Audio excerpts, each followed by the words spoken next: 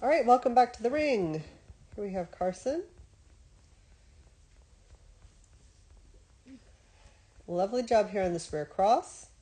Committing the dog on the inside arm, letting them get ahead of you, cutting behind to create this turn, but continuing to really run through to support this jump here.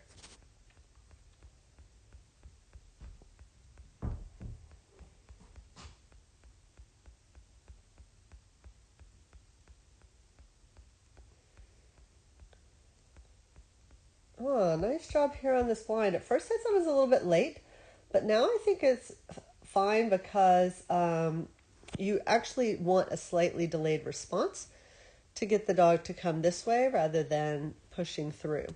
And so I think that you actually timed this quite well, and your dog responds nicely here to that cue.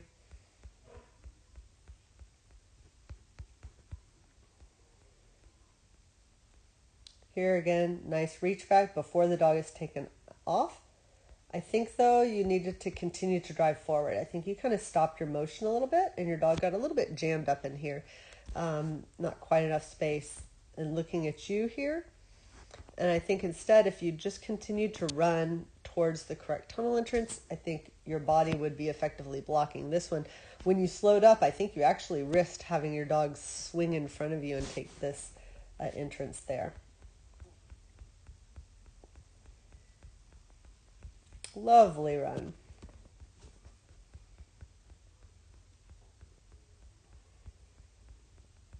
Oh, and now that I think about it, I think that's the one that you mentioned that you knew.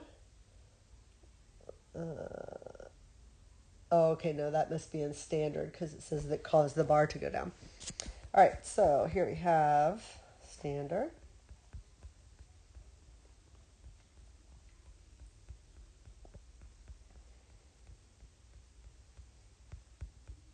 So here, probably a little bit of a self-release.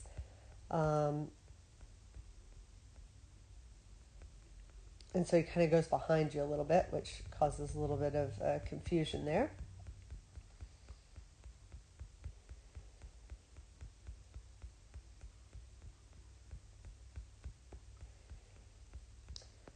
Yeah, I think here, I mean, you do start your front cross, so he kind of knows it coming in, but you are a little bit in his space here. Looking at what comes next. I think instead of being way out here, I'd be more like coming this way. Well, I guess that's kind of what you're doing here. We kind of think about this front cross line being from here to this far wing that's off camera. And so I think coming in here for the front, that's actually pretty close to what you were doing. I think it is a very, very hard cross. You can see your dog doesn't really look forward for the jump. It puts you kind of on the outside of the curve still until the dog makes this turn. So it's a little bit awkward. I think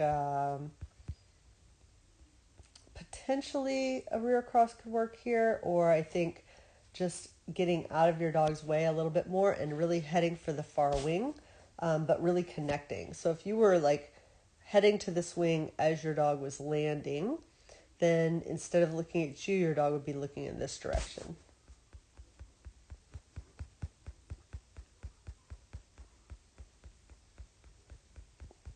All right, great runs.